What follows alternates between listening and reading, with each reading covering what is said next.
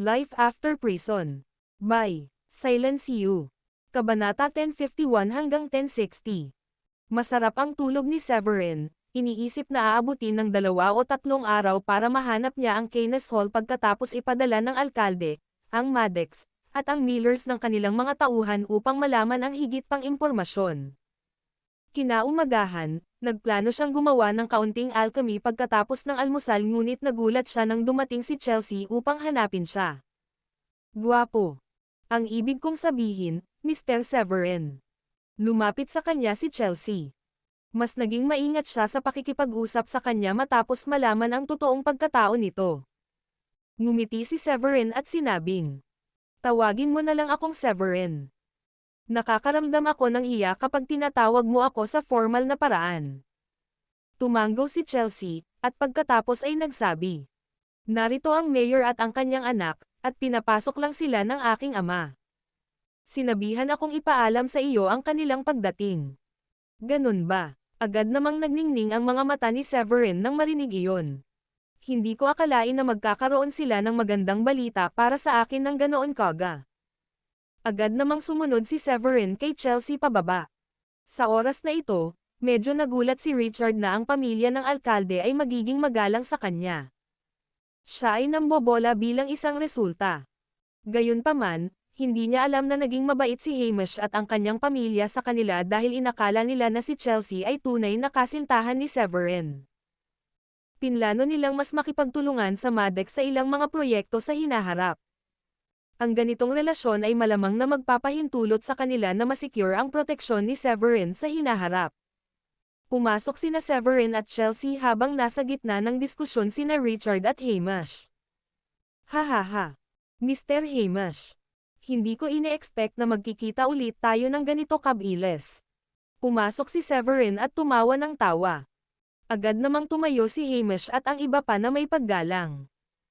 Tumanggo siya at sinabing, "Tinanong namin ang aming mga tauhan na alamin ang tungkol sa Keynes Hall kahapon, at nakakuha sila ng ilang impormasyon. Iyan ay magandang malaman. Nasaan ang Keynes Hall ngayon?" Tuwang-tuwa si Severin, at agad niyang gustong malaman kung ano ang nangyayari.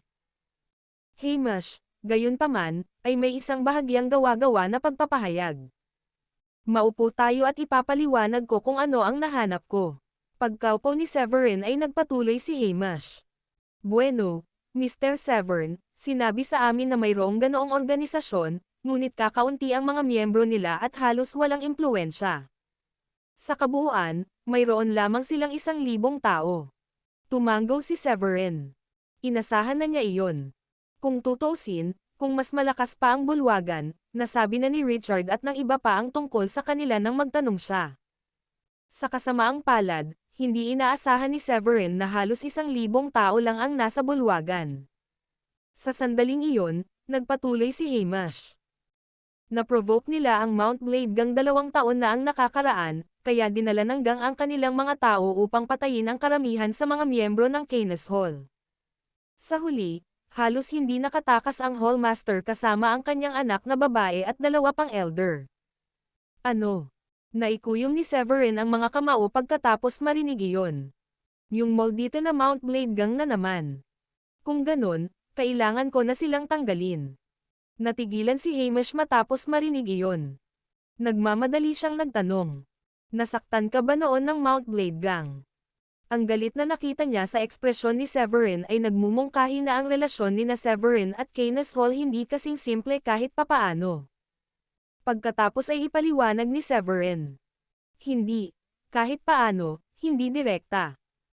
Pinatay ko ang kanilang second in command kagabi dahil gusto nilang kidnapin si Chelsea. Hindi ko akalain na mapapatay din nila ang napakaraming miyembro ng Keynes Hall. Sa hitsura nito, wala akong nakikitang dahilan kung bakit dapat magpatuloy ang Mount Blade gang. Pinaplano mo bang sirain ang buong gang?" Tanong ni Hamish. Nagulat ang lahat sa side ng mayor. Ang Mount Blade gang ay isang malakas na puwersa. Paalala ni Hamish. Agad na sinabi ni Richard, "Kailangan mo ba ng tulong namin?" "Makakatulong din kami." Umiling si Hamish para ipakita ang kanyang katapatan. Nakangiting tanggi ni Severin. "Huwag kang mag-abala. Kaya kung pumunta mag-isa. Hindi na kailangang pumatay ng napakaraming tao. Mawawasak hanggang kapag namatay ang kanilang gang leader at ilan sa pinakamalakas nilang matatanda. Ngunit magkakaroon sila ng maraming ari-arian at ari-arian na may iwan kung ang kanilang gang ay gumuho. Sila ay nasasangkot sa maraming iba't ibang industriya. Parang may naisip si Richard, at gusto niyang makita kung may makukuha siyang benepisyo. Tumingin si Severin kay Richard, at pagkatapos ay kay Hamish. Ang credit ay dahil kay Hamish sa pag-alam niya tungkol kay Keynes Hall, kaya nag-isip muna siya bago sinabing. Well, baka hindi mo nakayanin ang lahat kung kukunin mo ang lahat ng asset, at baka nasa panganib ka pa sa oras na umalis ako. Ikaw at ang Wyman City Mansion ay maaaring hatiin ng pantay-pantay ang anumang naiwang asset. Salamat, Mr. Severin. Tuwang-tuwa si Hamish sa narinig at agad na tumango bilang paggalang. Oo, salamat, Mr. Severin. Medyo masaya din si Richard. Pagkatapos ng lahat, ito ay isang magandang bargain. Sa ganoong paraan, magagawa ng Maddox na umunlad at maging isang first-tier na pamilya. Ang desisyon ni Severin na hayaan silang hatiin ang mga asset sa Wyman City Mansion ay sa pananaw ni Richard, iyon ang tamang diskarte. Sa pagbabahagi ng Maddox at Wyman City Mansion sa mga samsam, ang anumang iba pang puwersa ay maaakay na ipalagay na ang Maddox ay nasa ilalim ng proteksyon ng alkalde. Iyon ay makakapidyo sa kanila na magdulot ng gulo sa Maddox. Ngumiti si Severin at sinabing, sige, pwede bang may maghatid sa akin doon? Alam ko kung saan ang headquarters nila. No problem, Mr. Severin. Dadalhin ka namin doon. Agad na sabi ni Hamish. Oo, gagawin namin. Sunod-sunod na tumango ang dalawang matanda ng alkalde na may mga ngiti sa labi. Pagkatapos ay sinabi ni Severin. Hintayin mo lang ako sa labas pagdating natin doon. Hindi nagtagal ay nakarating sila sa isang villa area kung saan ilang bangkay ang nagkalat sa lupa. Sino ang gumawa nito at pinatay ang aking kanang kamay? Tiningnan ng pinuno ng Mount Blade Gang ang mga bangkay sa lupa at ikinuyom ang kanyang mga kamao sa galit. Ang apat na iba pang mga lalaki na pinatay kasama ang pangalawang in-command ng gang ay pawang napakalakas din na miyembro. Nagpadala na ako ng isang tao para imbestigahan ang bagay na ito. Sigurado akong malalaman natin kung sino ang gumawa nito. Galit din na ikinuyom ng pangalawang matanda ang kanyang kamao. Ang iba pang matatanda ay nagngangalit din. Sa hindi inaasahang pagkakataon, nakasimangot na sinabi ni Vin. Ang kanilang pinuno. Sa palagay ko ay hindi na natin ito dapat ituloy. Ano? Pero bakit? Tumingin ang dakilang elder kay Vin na may nalilitong ekspresyon. Kung tutuusin, marami silang nasawi, at hindi katulad ni Vin na umatras lang. Pagkatapos ay sinabi ni Vin. Ikaw, sa lahat ng mga tao, ay dapat malaman kung gaano kalakas ang ating mga namatay na kasama. Ngunit narito sila, namatay ng walang laban. Sa palagay ko ay hindi maraming tao sa Wyman City ang magiging sapat na lakas upang patayin siya. Kung mayroon man, sila ay maaaring mula sa isang first-tier na pamilya o Wyman City Mansion. Kahit na alam natin kung sino ang gumawa nito, ano ang maaasahan nating gawin tungkol dito? Hindi naman natin sila kayang guluhin, di ba? Biglang tumahimik sa isang iglap ang mga matatandang sabik na patayin ang salarin. Agad nilang itinikom ang kanilang mga bibig, alam nilang hindi nila nagawang pukawin ang mga kalaban. Gayunpaman, sa sandaling iyon, nakarinig sila ng mabilis na sunod-sunod na suntok. Lumipad pa atras ang ilan sa mga gwardya at walang buhay na bumagsak sa lupa. Malumanay na pumasok si Severin at mahinahong sinabi. Ako ang salarin na hinahanap mo. Iniligtas kita sa problema ng paghahanap sa akin. Nandito lang ako. Gaano ka katapang? Maglakas loob ka bang sumakay sa aming base? Isang grupo ng malalakas na lalaki ang pumaligid kay Severin sa isang iglap. Sino ka? Bakit hindi kita nakita noon? Kumunat ang noo ng dakilang matanda at sumulyap ng may pagtataka kay Severin. Ngumiti si Severin at sinabi sa kanila. Ay trito mo lang ako bilang isang practitioner na hindi kaanib sa anumang grupo. Wala kang pakialam kung sino. Ha ha ha. Kung hindi ka isang elder ng isang tiyak na puwersa, Pagkatapos ay masayang papatayin ka namin at ipaghihiganti ang aming mga nahulog na tao. Saglit na natigilan si Vin bago bumungad sa kanyang mukha ang sobrang saya. Pagkatapos ng lahat, kung si Severin ay wala sa ilalim ng saklaw ng isang first-tier na pamilya o ng alkalde, kung gayon ang mga tauhan ni Vin ay magkakaroon ng napakagandang tsansa na manalo kung aatakihin nila si Severin ng sabay-sabay. Sa ganoong paraan, mas magiging kumpiyansa sila sa matagumpay na paghihiganti sa second-in-command ng gang. Tumawa si Severin. Magagawa mo man o hindi na ipaghiganti ang iyong second-in-command o kung maghiganti ako sa Canis Hall ay depende kung sino sa atin ang mas malakas. Canis Hall. Taga Canis Hall ka. Gulat na napatingin si Vin kay Severin. Matipid na ngumiti si Severin. Maaari mong sabihin iyon sa paraan. Ako ang tunay na pinuno ng Canis Hall. Hihihi. Wala akong pakialam kung sino ka. Mamamatay ka sa ilang minuto. Humalaklak ang dakilang matanda. Isang malakas na espiritual na enerhiya ang lumabas at tinakpan ang kanyang nakakuyom na mga kamao. Sa sandaling naghagis siya ng suntok, isang malaking dragon na gawa sa espiritual na enerhiya ang lumitaw ng wala saan. Ang higanteng dragon ay ilang talampakan ang haba, at umuungal pa ito na parang tunay na dragon nang umabant ito. Hihihi. Tumawa si Severin at iwinagayway ang kanyang kamay, nagpapadala ng isang sinag ng espiritual na enerhiya. Hindi man lang siya gagamit ng anumang pamamaraan. Sumimangot ang Grand Elder matapos makita ang pag-atake ni Severin. Bagamat gumamit si Severin ng espiritual na enerhiya sa pag-atake, ito ay isang pag-atake lamang sa halip na isang espesyal na pamamaraan. Sa kabila nito, ang sumunod na eksena ay lubos na nabigla sa kanila. Isang malakas na pagsabog ang narinig, at ang malaking dragon ng Grand Elder ay walang kahirap-hirap na natalo ng sinag ng espiritual na enerhiya ni Severin. Upang mapakinabangan ang pag-atake, ang Grand Elder ay nagsama ng ilang mental na kapangyarihan sa dragon. Ang pagkawasak ng dragon ay nasira din ang isip ng Grand Elder, at siya ay samuka ng isang subo ng dugo. Napaatras siya ng ilang hakbang. Naubos na ang kulay sa kanyang mukha, at may hindi mabilang na butil ng makapal na pawis sa kanyang mukha. Grand Elder. Napasigaw sa takot ang ilan sa mga malalakas na miyembro ng gang matapos makita ang nangyari. Lahat sila ay may maasim na tingin sa kanilang mga mukha. Dapat mataas ang kanyang naabot. Kailangan natin siyang salakayin ng sabay-sabay. Agad na tumayo si Vin at sinabi sa lahat. Oo, sabay-sabay natin siyang sasalakayin. Walang pagdadalawang isip na sabi ng pangalawang matanda. Hindi man lang siya tumigil sa pag-iisip kung gaano kaiya-hiya ang pagharap nila kay Severin sa kabila ng napakaraming bilang nito. Hihihi. Iyon ang paraan upang pumunta.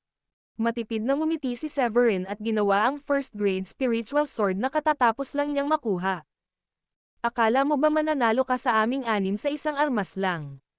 Tumawa ang second elder. Pinaalalahanan ng Grand Elder ang iba. Maging maingat, lahat. Ang espadang iyon ay hindi lamang isang ordinaryong mystical na sandata. Ito ay isang espiritual na sandata. Mayroon siyang mga kayamanan. Bahagyang lumiwanag ang mga mata ni Vin nang marinig iyon. Ngayon na, agad silang naglunsad ng pag-atake kay Severin. Hihihi. Rose Petal Rain. Napangiti si Severin.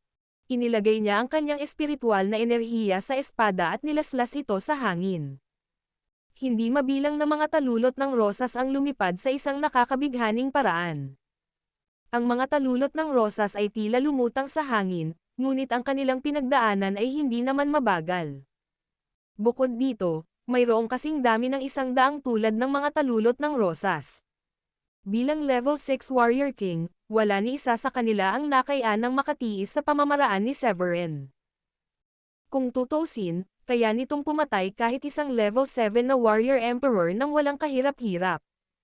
Sa huli, ang kanilang mga pag-atake ay nabawasan sa wala. Hindi ito maaaring mangyari. Bakit ang daming petals? Anong klaseng teknik ito? Napaka-surreal, pero napakalakas. Tapos na tayo. Mamamatay na tayo. Ang 6 na malalakas na lalaki ay sumigaw sa desperasyon. Nako, Ang mga talulot ay nakakapit na sa kanilang mga katawan, at ang sumunod ay ang mabilis na sunog na tunog ng mga pagsabog. Sa huli, lahat sila ay bumagsak na walang buhay sa lupa. Hindi. Kahit ang pinuno natin ay. Ang iba sa mga tao ng Mount Blade Gang ay natulala, at nagsimula pa silang magtaka kung nanaginip sila. Hindi gaanong ginawa ni Severin ang kanilang leader ng gang at 5 sa kanilang matatanda. Pakiusap, iligtas mo kami.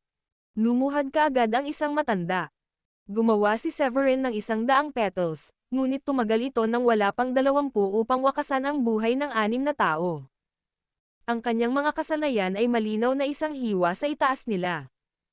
Mamamatay silang lahat kung ang alinman sa mga talulot na iyon ay damapo sa kanila. Sa kabila ng lakas ng mga miyembro ng gang sa bilang, mayroong higit sa sapat na mga talulot upang harapin silang lahat. Iligtas mo kami. Agad ding lumuhad ang iba. Bawat tao ay tumutulo sa malamig na pawis. Natatakot sila para sa kanilang buhay. Napatingin si Severin sa mga taong nasa harapan niya. Sinabi niya na may mahinang ngiti. Ililigtas ko ang inyong mga buhay kung magbibigay kayo ng anumang mga espiritual na halamang gamot na hindi bababa sa 2 baitang o mas mataas. Ilagay lamang ang mga ito sa lupa. Tuwang-tuwa ang lahat, at agad nilang inilabas ang mga halamang gamot sa kanila. Walang sino man sa kanila ang nang-ahas na hatakin ng mabilis si Severin dahil alam nilang haharap sila sa pag-asam ng kamatayan kung susuriin ni Severin ang bawat isa sa kanila. Tuwang-tuwa si Severin na makita ang mga halamang gamot, at ginamit niya ang kanyang mga kapangyarihan upang maalis ang higit sa 100 ng mga halamang iyon. Matapos ligtas na mailagay ang mga ito, sinabi niya sa mga tao. Maaari kayong umalis. Sa pamamagitan nito, ipinapahayag ko na ang Mount Blade Gang ay titigil na sa pag-iral. Ipinauubaya ko sa inyong lahat na buwagin ang inyong mga sarili. Salamat dahil hindi mo ako pinatay. Lahat ng nakaluhod sa lupa ay tumayo at umalis na walang pag-asa. Laking gulat ni Hamish, Richard, at iba pa sa kanilang nakita. Ang 6 na malalakas na lalaki na iyon ay itinuturing na pinakamalakas na mga individual sa loob ng gang, ngunit ginawa ni Severin ang madaling gawain sa kanila. Napatingin si Hamish kay Richard. Ipinatong niya ang kanyang palad sa kanyang dibdib at nakangiting sinabi. Nakahanap na ng napakabuting kasintahan ang anak mo, Richard. Wala nang dapat ipag-alala ang pamilya mo sa hinaharap. Medyo na-awkward si Richard matapos makatanggap ng ganoong papuri. Iniisip niya kung dapat ba niyang ipaliwanag ang hindi pagkakaunawaan at sabihin kay Hamish na nagpanggap lang si Severin bilang boyfriend ni Chelsea. Sa isip-isip, medyo nahihiya siya kung mangyayari iyon, kaya napangiti na lang siya ng alanganin sa mga ito. Gayunpaman, ang sumunod na sinabi ni Hamish ay nagdulot ng saya kay Richard. Gaya ng narinig namin kanina, pinayagan na ni Mr. Severin na hatiin ang ari-arian ng Mount Blade Gang sa ating 2 pamilya. Ang iyong pamilya at ang pamilya ko ay kailangang magkaroon ng mas malapit na ugnayan sa hinaharap. Matagal nang gustong makipag-ugnayan ni Richard sa alkalde ngunit hindi ito nagkaroon ng pagkakataon. Kaya naman medyo nagulat na si Hamish ay magsasabi ng ganoon sa kanya. Agad naman siyang ngumiti. Oo, tama ka, Mr. Hamish. Mas dapat tayong magtulungan sa hinaharap. Sumulyap si Richard kay Severin at naisip niya. Lalong uunlad ang pamilya ko sa hinaharap kung siya ang tunay na kasintahan ni Chelsea. Nakakahiya na hindi niya siya nakikita sa ganoong paraan. Ngayong naayos na ang lahat, oras na para turuan mo ang iyong mga tauhan na linisin ang lugar na ito at kunin ang kanilang mga ari-arian. Lumabas si Severin at ngumiti sa kanila. Salamat, Mr. Severin. Parehong nagpasalamat sa kanya sina Hamish at Richard. Anong susunod mong gagawin? Hahanapin mo pa ba ang Keynes Hall? Tanong ni Chelsea kay Severin pagkatapos ng ilang pag-iisip. Napakunot noo si Severin bago sumagot. Tumakas na ang hallmaster nila at ang anak niya kasama ang 2 matanda, di ba? Kailangan ko silang hanapin, syempre. Hindi naman talaga importante ang mga miyembro nila. Ang kanilang hallmaster ang pinakamahalaga. Kailangan lang niyang mabuhay. Kung paano ko ito nakikita, kailangan ko ngayong malaman kung saan sila tumakas. Pagkatapos ay naglakad siya sa malapit na puno, umupo, at kumuha ng sigarilyo para magsimulang manigarilyo. Pagkaraan ng ilang paninigarilyo, nag-isip siya at sinabing, malamang na malapit nang kumalat ang balita tungkol sa pagkamatay ng Mount Blade Gang. Tulungan mo akong hanapin ang mga kamag-anak ng ilan sa mga mas importanteng tao mula sa bulwagan. Gusto kong subukan at tingnan kung makakakuha ako ng anumang impormasyon mula sa kanila. Naningkit ang mga mata ni Chelsea nang marinig iyon. Iyan ay isang mahusay na paraan. Marahil ay makakahanap ka ng mga bagong pahiwatig sa paraang iyon. Pagsapit ng tanghali, nagsimulang kumalat ang balita tungkol sa isang lalaking nag-iisang sumisira sa Mount Blade Gang. May usap-usapan na ang lalaki ay may malapit na relasyon sa mga Maddox at doon pa siya nanirahan. Nang gabing iyon, nagpareserba si Hamish sa isang restaurant at inimbitahan si Severin kasama ang mga Maddox na maghapunan. Nang matapos ang hapunan, bumalik si Severin kasama ang mga Maddox pabalik sa kanilang villa. Habang papalapit ang sasakyan sa gate, biglang lumitaw ang isang matandang mag-asawa. Lumuhad sila sa harap ng sasakyan at pinahinto ito. Sino ka? Sinusubukan mo bang patayin ang sarili mo? Bumaba ng sasakyan ang bodyguard na nasa manibela at pinagalitan sila. Nandito kami para pasalamatan ang lalaking Sam Iris sa Mount Blade Gang. Pwede ba natin siyang makilala? Gusto lang naming lumuhad sa kanya at magpasalamat sa pagtulong niya sa amin na sirain ang Mount Blade Gang. Masiglang sabi ng matanda habang nakaluhod sa lupa. Bumaba ng sasakyan si Severin matapos marinig ang sinabi ng matanda. At sino kaya kayong dalawa? Tanong ni Severin. Nakita niya na wala sa kanila ang mukhang masasamang tao. Pagkatapos ay ipinaliwanag ng matanda. Kami ang mga magulang ng punong tagapagtanggol ng Keynes Hall. Ang aming anak ay pinatay ng mga hayop na iyon, at naipaghiganti mo ang aming anak sa pamamagitan ng pagsira sa Mount Blade Gang. Maaari ko bang tanungin kung ano ang iyong pangalan? Gusto naming ialay sa iyo ang aming nararapat na pasasalamat. Agad silang tinulungan ni Severin na makatayo. Ang pangalan ko ay Severin. Ako ang Sam Iris sa Mount Blade Gang. Mangyaring bumangon na kayong dalawa. Pinahahalagahan ko ang iyong kilos, ngunit hindi mo kailangang lumuhad para sa akin. Idinagdag ni Severin. Sana makasama ko kayong dalawa. May itatanong ako sa inyo. Sa ganitong paraan, kung gayon. Pinapasok sila ng tsuper. Pagkaupo, tinanong ni Severin ang dalawa. Sir, gusto ko pong itanong kung alam nyo kung saan nakatakas ang pinuno ng bulwagan, ang anak na babae, at ang dalawang matanda. Tungkol dyan. Nagkatinginan ang matandang mag-asawa at tila nag-aalala. Nakita ni Severin kung gaano sila nag-aalala, kaya agad siyang ngumiti at sinabing. Magtiwala ka, ang dahilan kung bakit ko sinira ang Mount Blade Gang ay upang ipaghiganti ang Keynes Hall. Maaaring hindi mo alam ito, ngunit ang Keynes Hall ay isang puwersa sa ilalim ng aking saklaw. Sana ay magtiwala ka sa akin kapag sinabi kong hindi ko sasaktan ang sinuman sa mga miyembro ng bulwagan. Nakahinga ng maluwag ang matanda matapos marinig iyon. Pagkatapos ay sinabi niya. Lahat sila ay sabay-sabay na tumakas, ngunit mayroon ding iba na nagsamantala sa kaguluhan upang makatakas. Gayunpaman, hindi marami sa mga maswerteng iyon. 20 o 30 tao lamang ang nakatakas. Huminto ang matanda para huminga at saka nagpatuloy. Patay na ang anak ko, pero maswerte ang anak ko at nakatakas kasama sila. Sa huli, sabay silang tumakas papuntang Cherry Dam. Cherry Dam. Medyo natuwa si Severin sa narinig. Hindi bababa sa mayroong isang solidong pahiwatig kung saan maaaring naruroon ang Keynes Hall. Kung hindi siya sinabihan na ang ibang tao ay nakatakas sa Cherry Dam, ito ay katulad ng paghahanap ng isang karayom sa isang dayami. Tumango ang matanda. Oo, noong una silang umalis, ang aking anak na babae ay hindi nang ahas na makipag-ugnayan sa aming pamilya dahil sa takot na ang mga taga Mount Blade Gang ay maaaring targetan ang mga matatanda.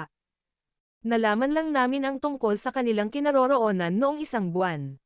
Tumango si Severin. Siguro mahirap para sa iyo iyon. Matapos ipahayag ang kanyang pakikiramay, napagtanto ni Severin na ang dalawang lalaki ay nakasuot ng malaswang. Senyales na siguro iyon na wala silang magandang buhay.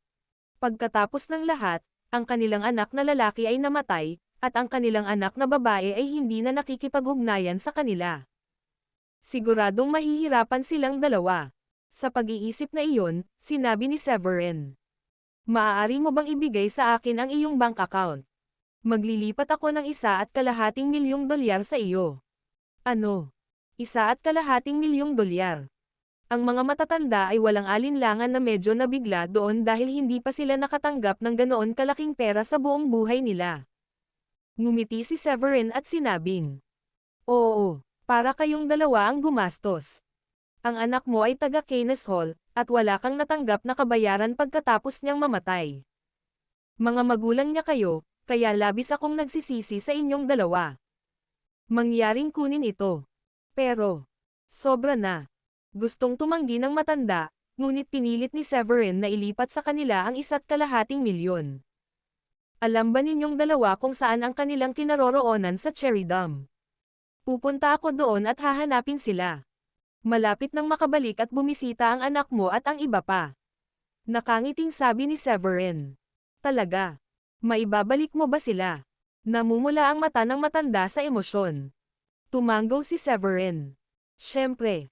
Ngayong hindi na umiral ang Mount Blade Gang, makakabalik na ang anak mo at ang iba pang Keynes Hall. Kapag kasama ako, wala nang maglalakas loob na mangbuli sa kanila.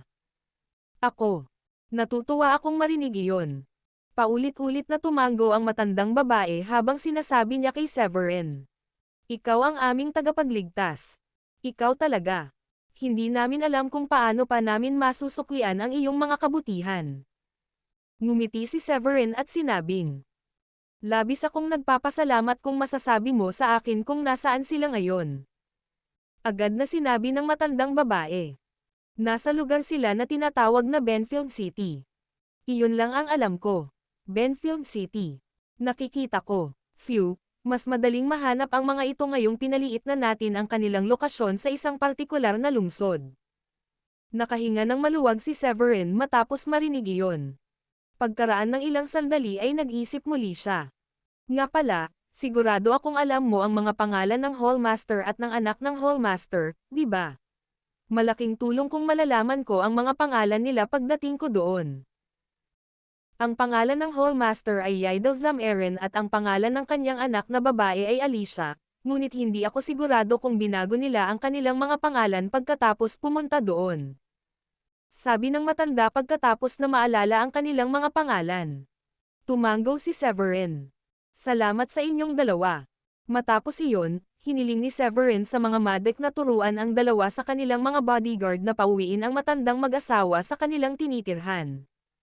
Nang makaalis na ang matandang mag-asawa, tumingin si Chelsea kay Severin at sinabing, aalis ka ba sa Wyman City? Kakaiba. Oo, kailangan ko dahil nandoon ang mga miyembro ng Keynes Hall.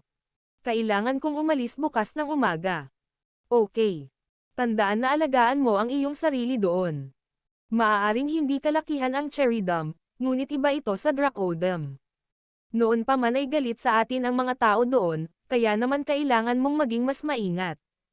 Medyo nawala si Chelsea, pero ang tanging magagawa niya ay paalalahanan si Severin. Para siyang kaibigan nito kaya agad itong tumango at pinaniwalaan siya. Huwag kang mag-alala, gagawin ko. Nilinga ni Severin si Richard. Kapag natapos na ako, dito muna ako para makasama silang muli ng kanilang pamilya. Kapag nahati na ninyo ni Mayor ang mga ari-arian ng Mount Blade Gang, mangyaring mag-iwan ng ilang vilya na walang laman para sa amin para magkaroon kaming lahat ng matutuluyan. Huwag kang mag-alala, Mr. Severin. Ihahanda namin sila bago ka bumalik. Nakangiting tumango si Richard. Pagkatapos magayos ay umakyat na si Severin para magpahinga. Hindi ako makapaniwala na aalis siya ng ganoon kaga. Napaungol si Richard. Pagkatapos ay sinabi niya kay Chelsea. Bakit hindi mo ipinanukala ang ideya na samahan siya sa kanyang paglalakbay sa Cherry Dam? Kahit papaano may kasama siya doon. At saka, walang sinasabi kung magsisimulang lumipad ang mga sparks sa pagitan ninyong dalawa sa tagal mo doon. Halos himatayan si Chelsea nang marinig ang sinabi ng kanyang ama. Ngumiti ito ng pilit sa kanya at sinabing, kalimutan mo na lang iyon, tatay. Hindi mo ba nakikita na kaibigan lang ang pakikitungo niya sa akin? Maagang nagising si Severin kinaumagahan at naghanda ng umalis pagkatapos ng almusal. Pagkakita ni Richard na aalis na si Severin, hiniling niya kay Chelsea na magsama ng ilang bodyguard at ipadala si Severin sa airport. Maraming salamat, Chelsea. Sigurado akong mahahanap ko sila sa lalong madaling panahon. Nakangiting sabi ni Severin kay Chelsea. Okay. Ingatan mo sarili mo doon. Sabi ni Chelsea sa huli. Tumanggo si Severin at naglakad na papuntang airport. Sa tanghali kinabukasan, dumating si Severin sa Cherry Dumps Benfield City Airport. Siguro hindi ganoon kadaling hanapin sila kung tutuusin. Wala akong kakilala dito. Tumingin si Severin sa hindi pamilyar na lungsod at bumuntong hininga. Umaasa ako na nakagawa sila ng kaunting pag-unlad sa nakalipas na 2 taon, kung hindi, mahirap hanapin sila. Paglabas ni Severin ng airport, may nakita siyang batang babae sa gilid ng kalsada. Hawak niya ang isang basag na mangkok at nanghingi ng pera sa mga punit na damit. Bigyan mo ako ng pera, pakiusap. 2 araw na akong hindi kumakain. Pahingi ng pera pambili ng pagkain. Isang may bigout na lalaki at 2 babae ang nagkataong dumaan. Nang makita ng lalaki ang maliit na batang babae na nagmamakaawa sa kanya, agresibo siyang sumigaw sa kanya. Nakakasuklam na batang babae. Lumayo ka. Huwag mo akong abalahin habang nakikipag-usap ako sa 2 magagandang babae. Pakiusap. Bigyan mo lang ako ng pera. 2 araw na akong hindi kumakain. Nakikiusap ako sayo. Napatingin ang maliit na babae sa lalaki at humakbang pasulong habang kinakagat ang mapupulang labi. Umalis ka na. Kalokohan. Ang bango mo ng kahirapan. Nakikita ko sa iyong hitsura na basura ka mula sa Dracodem, tama ba? Ang pagtingin ko lang sa iyo ay nasusuka na ako. Nakangusong sabi ng nasa katanghaliang gulang na lalaki at sinipa ang batang babae sa lupa. Hoy, pare. Hindi mo ba iniisip na masyado kang matigas sa kanya? Hindi na kayanan ni Severin ang agresibong gawin ng lalaki at humakbang siya para tumulong. Sa hitsura niya, mukha nga siyang taga-Dracodem. Kaya naman mas lalong nadurog ang puso nang makita ang ginawa sa kanya ng lalaki. At sino ka ba? Bakit ka pa nagsalita para tulungan ang isang pulubi? Sarkastikong ngumiti ang lalaki. Baka siya ang anak mo. Ha. Iyon lang ang lohikal na paliwanag kung bakit mo siya tinutulungan. Umasim ang ekspresyon ni Severin na pinandilatan niya ang lalaki sabay sabing. Nanghihingi lang siya ng pera dahil nagugutom siya. Hindi mo kailangang bigyan siya ng pera kung ayaw mo. Hindi mo na kailangan sipin pa siya. Tumayo ang batang babae at lumapit kay Severin. Sinabi niya sa kanya. Salamat, Ginoo. Ngunit mangyaring huwag mo silang saktan. Mga taga-run sila. Hindi natin sila kayang guluhin. Narinig mo ba yon, anak? Kahit pulubi alam na hindi ako masaktan. Saan ka nakakuha ng lakas ng loob na kausapin ako ng ganyan, ha? Mayabang na sabi ng lalaki. Mawala. Bubugbugin kita pag ginalit mo ako. Sa likod ng lalaki ay may 2 bodyguard. Malinaw na hindi siya ordinaryong tao. Gayunpaman, hindi nag-abala si Severin sa mga banta ng kabilang partido. Sinabi niya nang may malamig na ngiti. Hihihi. Sa tingin ko, ikaw ang karapat-dapat na mabugbog. Pagkatapos ay sinipa niya ang lalaki sa tiyan. Ang tila walang hirap na sipa na iyon ay nagpalipad sa lalaki ng ilang metro ang layo. Malakas siyang bumagsak sa lupa at nakahandusay. Napangiwi siya sa sakit at agad na sinabi sa 2 bodyguard. Kunin mo siya. Bugbugin mo siya. Magtuturo iyan sa pambubugbog niya sa akin. Mr. Chad. Ayos ka lang ba? Nagmamadaling lumapit ang 2 babae para tulungang makatayo ang lalaki. Tiyak na sinusubukan mong patayin ang iyong sarili kung sa tingin mo ay makakaligtas ka sa pagpatay kay Mr. Chad. Naikuyom ng 2 bodyguard ang kanilang mga kamao at nag-channel ng surge of spiritual energy. Halatang pareho silang malalim na master. Ang kanilang natamo sa kasamaang palad, isang larong pambata lamang para kay Severin. Ibinagsak niya ang mga ito sa lupa. Iniwan silang nananangis sa sakit. Natigilan ang munting pulubi sa una, ngunit nakahinga siya ng maluwag nang makitang nanalo na si Severin. Napatingin siya kay Severin nang may pagtataka. Nakakagulat ka, sir. Tumingin sa kanya si Severin at sinabing, sumama ka sa akin. Bibilhan kita ng pagkain.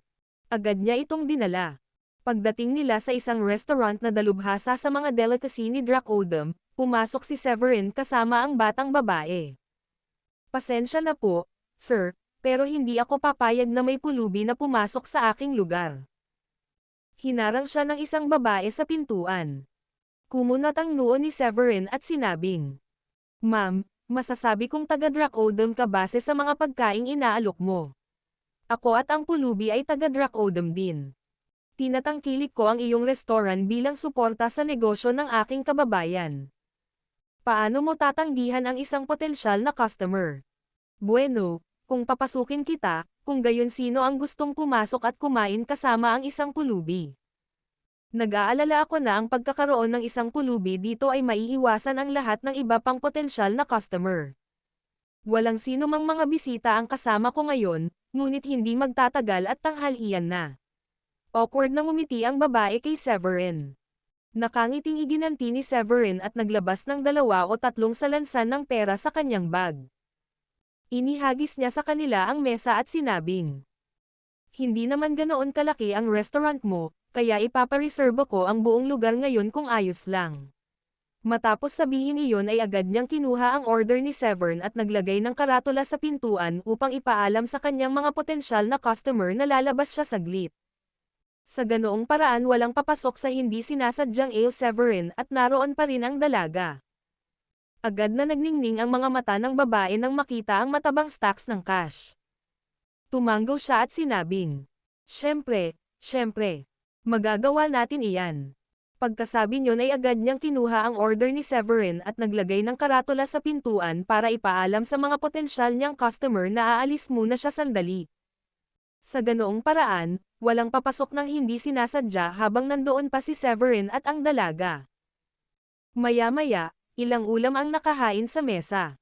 Nagtungo sa kusina ang dalaga para maghugas ng kamay at naglalaway habang nakatingin sa mga hita ng manok sa kanyang harapan. Ito ba? Para sa akin. Ngumiti si Severin at sinabing, Siyempre naman. Gutom ka diba? Bilisan mo kumain. Para sa iyo ang lahat ng iyan. Agad na sinimulan ng batang babae ang pagkain. Habang kumakain ay naglabas siya ng isang maliit na plastic bag at nilagyan ito ng hita ng manok. Medyo natigilan si Severin nang makita iyon. Bakit mo inilalagay iyan sa isang plastic bag? Kung gusto mong itago ang mga ito para mamaya, bibigyan kita ng dagdag na pera para bumalik ka at bumili ng higit pa. Ngumiti ang maliit na babae at sinabing, Hindi pa kumakain ang kuya ko, kaya gusto kong ibalik para sa kanya. Nakaramdam ng kirot sa puso si Severin nang itanong niya. Nasaan ang mga magulang mo? Sabi ng babae. Namatay ang mga magulang ko noong bata pa ako. Kami na lang ng kapatid ko ngayon. Umaasa kami sa isa't isa dahil dito nakasalalay ang buhay namin. Hindi maganda ang pakiramdam ng kapatid ko ngayon, kaya hindi siya makalabas at humingi ng pagkain. Gusto kong ibalik ang pagkain para sa kanya. Napangiti na lamang si Severin nang marinig iyon. Sinabi niya sa may-ari ng restaurant. Ma'am, pwede ba kayong maghanda ng pagkain, pakiusap? Siyempre, sir. Napakabait mo. Umalis ang may-ari para maghanda ng pagkain. Maya-maya, lumabas ng restaurant si Severin kasama ang dalaga, na bitbit ang lahat ng takeout. Maaari mo bang sabihin sa akin ang iyong pangalan? Nakangiting tanong ni Severin sa dalaga. Gilly ang pangalan ko, at Gerald ang pangalan ng kapatid ko. Nakangiting sabi ng dalaga. Hindi nagtagal ay dinala niya si Severin sa isang tulay. Doon, nakahiga sa ilalim ng kanlungan ng tulay ang isang binatilyo na nasa late teenager. Walang tigil ang pag-ubo ng kabilang partido.